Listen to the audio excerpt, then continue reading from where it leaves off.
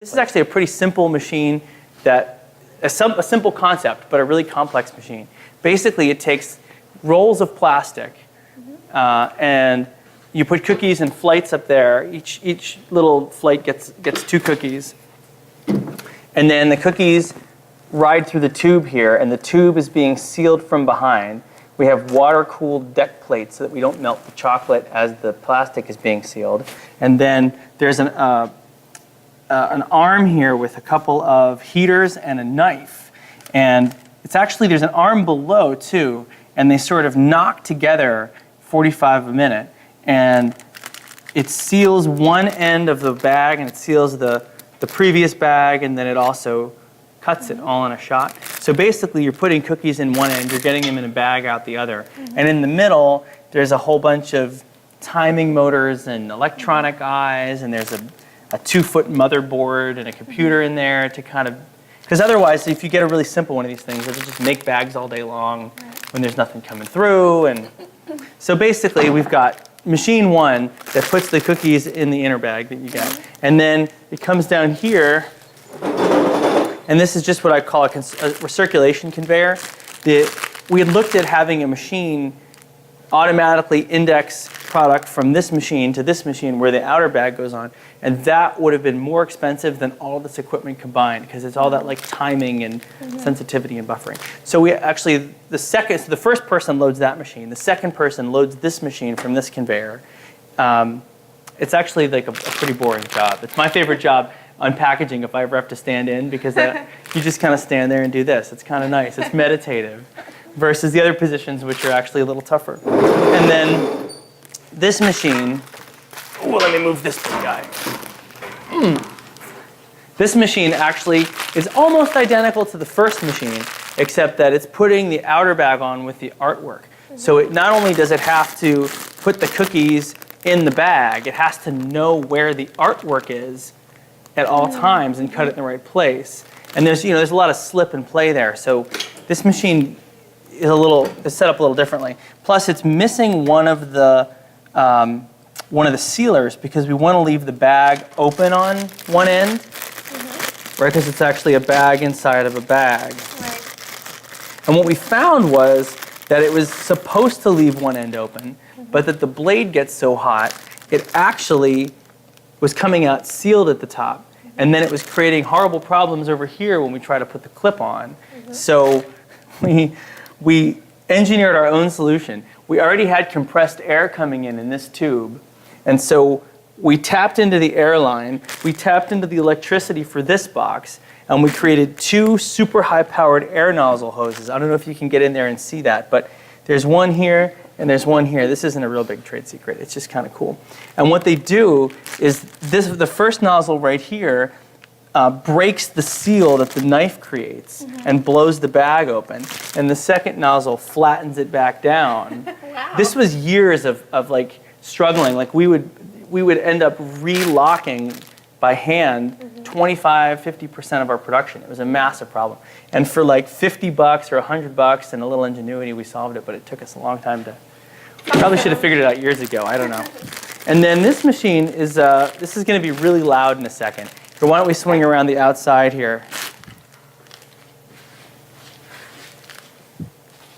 It's going to be really loud. We're going to have to talk over it. But basically, this machine is what we call the quick lock. And after the bags come out of the final wrapper, they hit here and they move up by flight, and they automatically get a clip. Nice. Pretty simple. It's funny how much machinery it takes to do something this simple. And then that big recirculation table there goes around the end, and as each one falls off, it just kind of goes around in a circle so that they have room to fall off onto. And then we box them up, and we stick them on a big pallet, and we stick them in the freezer. Nice. And that's it. That's pretty much it. And then we pull them back out of the freezer every day, and we stick them in boxes, and we ship them around the country to stores and people and distributors. And cool.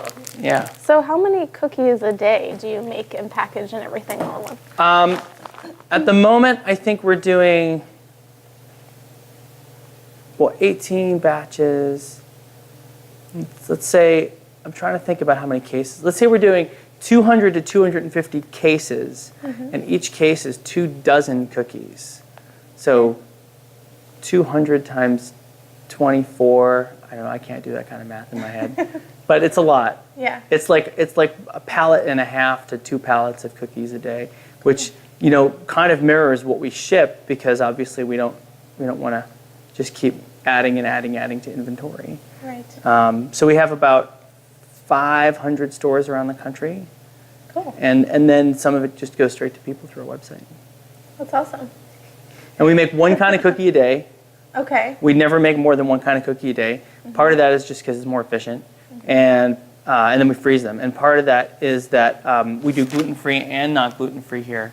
And so in order to maintain the cleanliness and the separation, and also for nuts, I mean, we don't say we're a nut-free product, but we do try to adhere to good manufacturing processes and have no cross-contamination of nuts. So every day we make 1 kind of cookie, we break all the equipment down, we wash it, and you know, we let all the flour settle out of the ventilation system and everything, and then when we start over the next day, we have a totally clean slate. Cool. Awesome. Well, I'm ready to try that super secret cookie. Really? Okay. Let's head into the new break room that we just set up. It's funny. One of the things that we did here, because it's a cookie company and you end up eating a lot of sugar, is we put together a pretty nice break room with an attached gym. It's very lovely in here. This is here in Warren, Vermont, just down the road. They do a pretty crazy 4th of July parade. So these are my top secret blueprints for our float that we hope to do Giant this year. cookie? Giant cookie, yeah. That'll turn as the wheels turn. Ah, I know, very good. It's pretty goofy. We got actually 2 tests. This one looks just like our our vegan peanut butter classic, but it's gluten-free. Okay. People have been requesting it. We actually did a gluten-free peanut butter when we first did gluten-free, and it almost broke our cookie machine. Oh. Something about peanut oil and xanthan gum was a real major issue. So we reformulated it, and we added the chocolate, and we're waiting on a new crumb catcher that we can have to separate, you know, gluten-free and regular, so that we can make sure it's contamination-free. So that actually just tastes just like our peanut butter cookie. But this one is the top secret pita cookie that actually PETA hasn't even tried yet. We're about to ship it to them. Codenamed Creature Comforts Cookie. Yeah. And it's a brand new recipe. It's something Liz has been making at home for a while. And what it is, it's a chocolate chip cookie that it's just chock full of stuff. It's got oats, but not like the cowboy cookie. It's got less oats. I mean, you know, I don't know. Actually, it may not have oats. I have to check the ingredients. But it has chocolate chips, cacao nibs, coconut, pecans. Okay. So here you can dig right in. All right. I'll try this. This is your breakfast here. It's pretty early in the morning for a cookie. I'm gonna have some too.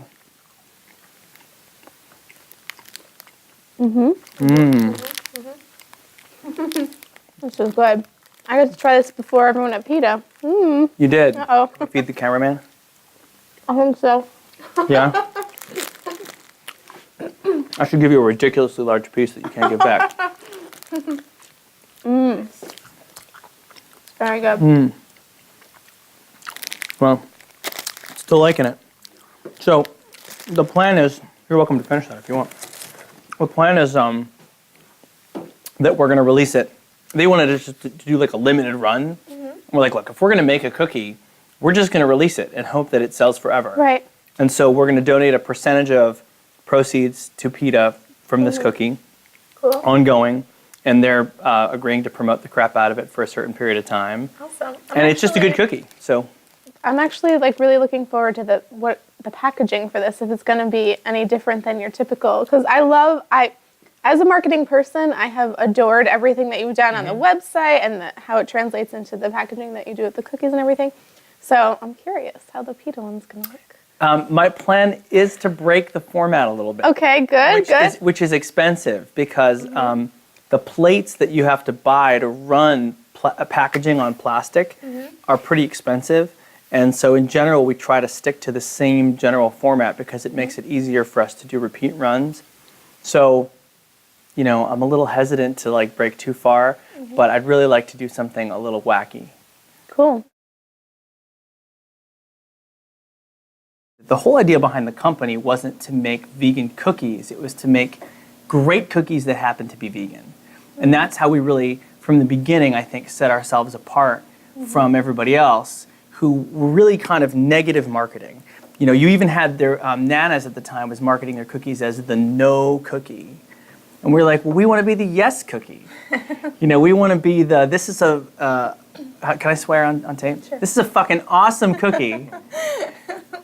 And my God, it's vegan too. Right. You know, that's what we were trying to do. So while we knew it was a good niche from a marketing perspective, we weren't going to sell it short. Right. Cool. makes sense. I like that. And I have to know how you came up with some of your branding stuff. Just personally, I want to know. I wish that I could say it was more intentional. I think some of it was accidental, some of it was instinctual. We had the name Liz Lovely before we had the cookie company. Okay. We wanted to start a company, and we had a friend who called Liz Lovely Liz. And I don't know, I'm prone to occasional moments of inspiration.